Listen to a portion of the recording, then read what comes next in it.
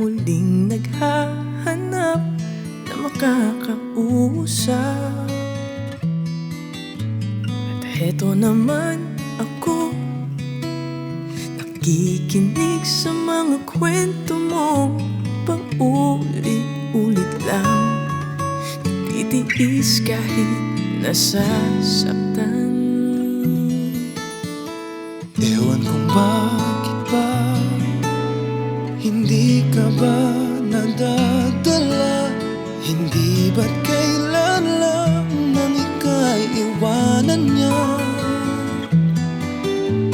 At ewan ko nga sa'yo, parang balewala ang puso ko. Ano nga bang meron siya na sa akin ay di mo makita? Kung ako na lang sana